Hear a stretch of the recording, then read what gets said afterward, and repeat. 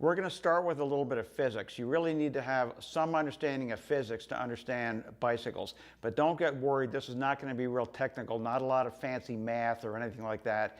And it's really more important that you understand the concept anyway. What is energy? We have an intuitive understanding of what energy is. People say, I'm full of energy. I can do lots of things. I can go for a walk, I can go to work, I can ride my bike. In physics, we talk about interchanging energy of motion with energy of position. Here's an example. If I ride my bicycle up a hill, I am converting kinetic energy of motion into potential energy by riding up the hill. When I get to the top of the hill, I can convert potential energy back into kinetic energy by riding down the other side. These are the common units that are used to measure energy. One is called kilowatt hours. That's used for electrical energy. Then there's heat, which is measured in calories. There's food that's measured in calories as well. Notice that food calories have a capital C, and so there are actually 1,000 small c calories in one big capital C calorie of food. Mechanical energy is measured in joules. This is my electrical bill for a recent month, and if you look, you'll see that I consume 659 kilowatt hours of electrical energy. That looks like about an average of about 1,000 kilowatt hours per month. At least that's a nice convenient round number. Now, I can interconvert units of energy. That 1,000 kilowatt hours of electrical energy is equivalent to 3,600,000,000 joules, or 860 million calories, or 860,000 food calories, which is equivalent to about 1,493 Big Macs without cheese. Now, when I climb a hill, we'll look at the energy and see what happens. The potential energy that I gain when I go up the hill depends on the mass of me, the rider, and the bike, the force of gravity, and the height of the hill. The potential energy gained going up the hill is simply the product of the three, the mass times the force of gravity times the height. Energy is what we call in physics a state property. As we saw, it depends on mass, gravity, and height, the potential energy does. It is most notably independent of the grade. If the hill is a shallow grade versus a steep hill, I spend the same amount of energy going up the hill. It doesn't matter how fast I go up the hill. It doesn't matter how long I take, and in fact, I can either ride the bike or put the bike on my shoulder and carry it up the hill, and the amount of energy will be exactly the same because the mass, the gravity, and the height will be the same. Let's do one example. Let's say I have a bike that weighs 18 pounds, and I'm a rider of 175 pounds. I add those two together, and I get a total mass of 193 pounds, which is 87.7 kilograms. The conversion there being 1 kilogram being equal to 2.2 pounds. Let's say that the hill is 1.5 miles long, that's 2,415 meters, and let's say it has a 7% grade, then my elevation gain is 169 meters. Now, if I take the product of those three, the mass of 87.7 kilograms times the constant of gravity times the height of the hill, 169 meters, I get 145,000 joules. That is the amount of energy I expend climbing the hill. Now, try to remember that number because we'll see that again in a couple of minutes. That 145,000 joules, by the way, is also equal to 35,000 small calories or 35 food calories, and one Clif Bar has 240 calories. So the energy I expend going up that hill is about equivalent to 35 calories or one bite of a Clif Bar. Energy is not the same thing as time. The time that it takes to climb the hill does not depend on the energy. Time depends on power. Now let's look and see what that really means. Power is the rate of energy expenditure. There are two units of power which are commonly used. One is horsepower. A modern compact car might have 150 horsepower. A 1960s muscle car might have 400 horsepower, and a top fuel dragster can generate as much as 8,000 horsepower. The other unit of energy which is commonly used is watts. As we saw, that's used for measuring electrical power. but it's also used to measure the power exerted by athletes. 1 horsepower is equal to 746 watts. So once again, the units of power are also interconvertible. Some examples of cycling power would be the following. Let's say I have a slow ride by a casual rider. Maybe that person rides an hour at an average power of 100 watts. That's a nice relaxed ride. Now we have an endurance ride by a fit amateur. Maybe that person rides for 3 hours and puts out twice as much power, maybe 200 watts. Tyler Hamilton set a record a number of years ago climbing Mount Washington in a little bit less than an hour with an average power of in excess of 400 watts, which is truly unbelievable. The final stage of a sprint race might be as much as 1,500 watts of power put out, but that's for a very short period of time. The average grade, by the way, on Mount Washington is 11%, and that final sprint power output of about 1,500 watts or so involves anaerobic riding, which means you go into oxygen debt and you can't keep that up very long. As we said, power is the rate of energy expenditure. So power equals energy divided by time. I can rearrange that little equation and I get watts equals joule divided by second. What that means is that I actually have, in a 100 watt light bulb, I have 100 joules in each second of electrical energy flowing through the bulb. In cycling, we deal with opposing forces, propelling forces and retarding forces. Normally, we only have one propelling force. Arrayed against us are 5 retarding forces that try to slow us down. The propelling force that we normally only have is just the power generated by our legs. That's the rider pedaling. If we're going downhill, then we also have the force of gravity helping us, but that's not usually the case. Sometimes we have a tailwind. Normally, it's just our legs that we're depending on for power to propel us forward.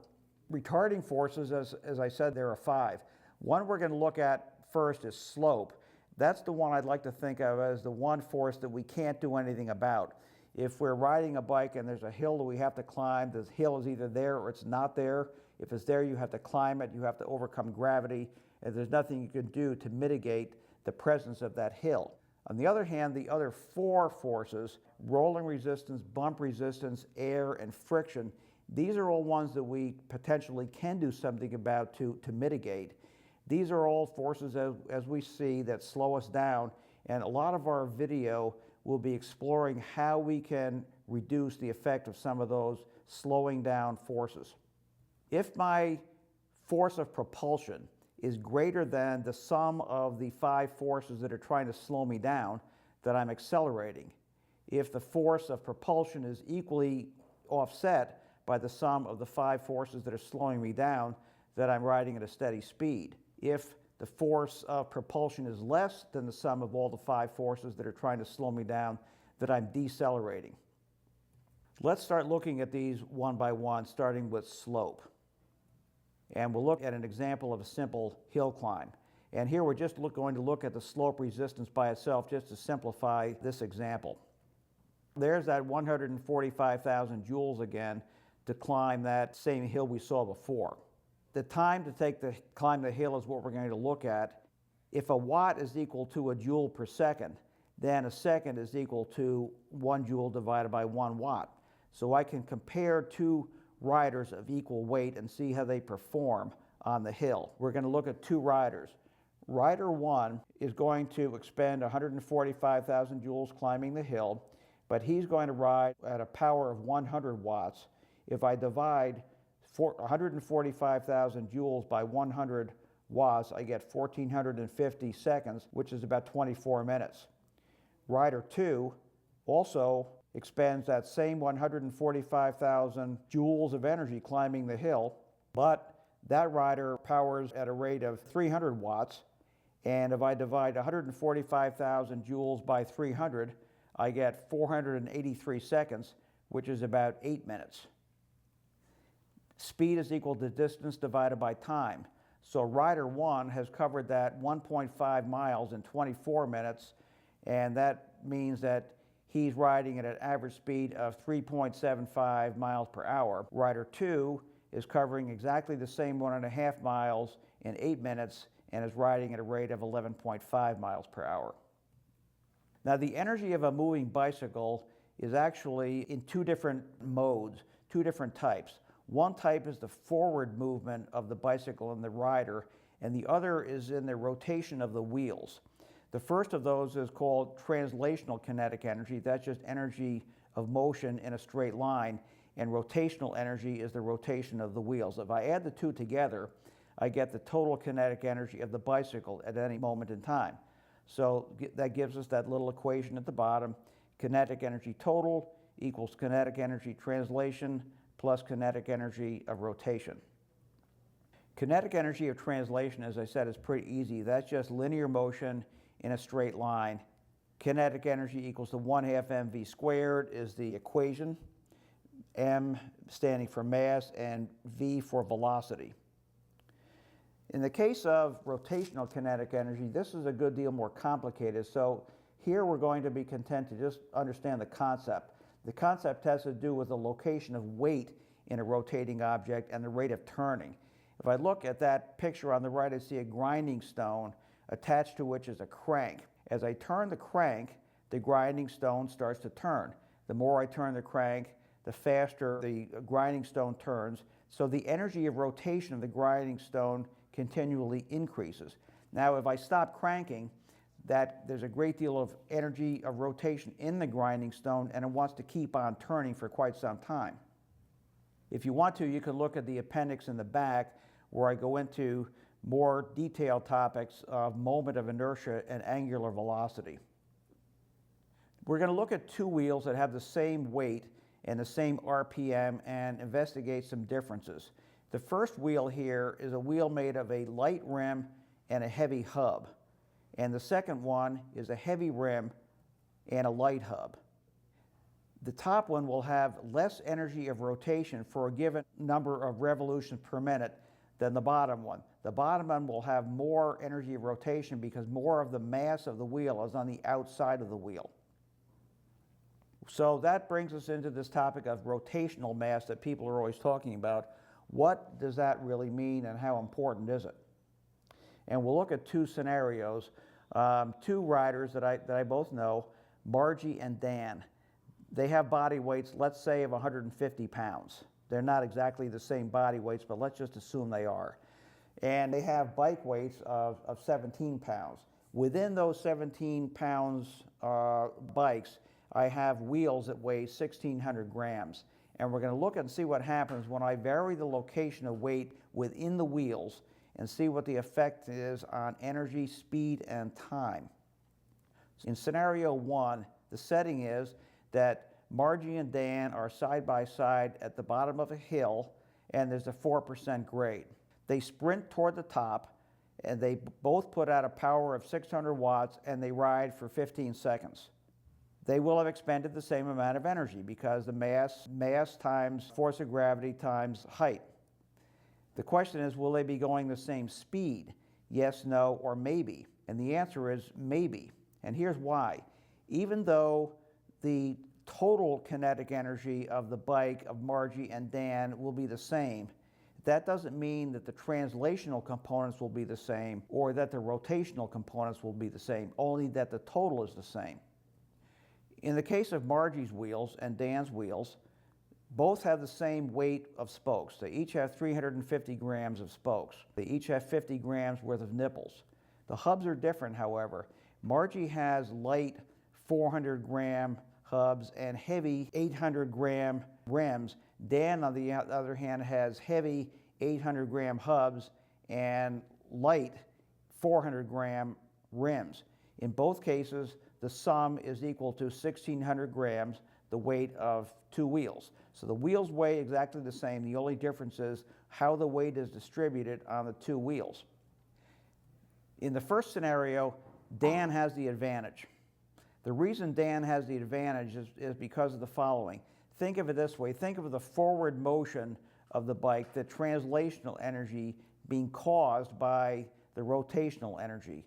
We think that the rotational energy has to be satisfied first. First, I have to get the wheel turning, and then the bike will follow. So the translational follows the rotational, if you want to think about it that way. Now, since the kinetic energy total is equal to the sum of the translational and the rotational, that means that for a given input of energy, as the energy of rotation decreases, the energy of translation increases, and vice versa.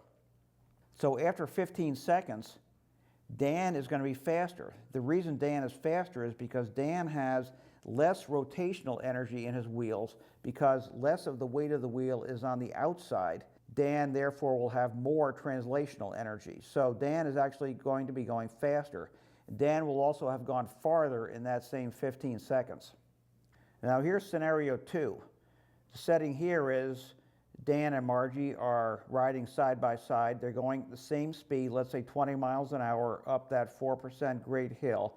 Each stops pedaling where he or she can coast to a dead stop at the top of the hill. In this scenario here, Margie has the advantage. The reason Margie has the advantage is because Margie, with the wheels that have heavier rims on the outside, Margie has more stored energy in rotation. Margie can stop pedaling sooner and coast farther. Both will roll to a stop, having achieved the same gain in elevation and having achieved the exact same expenditure of energy. A summary of this comparison is, if we look at Margie's wheels accelerate more slowly, but they develop more stored rotational energy, so they also will decelerate more slowly. Dan's wheels accelerate or spin up faster, but they have less stored rotational energy in them, so they also will decelerate faster. So Margie and Dan are both happy with their wheels for different reasons. Now we know we can't ignore air resistance, rolling resistance, friction, and bumps. So in the coming chapters, we're going to look at those one at a time, and we're going to start with resistance from air, which is aerodynamics.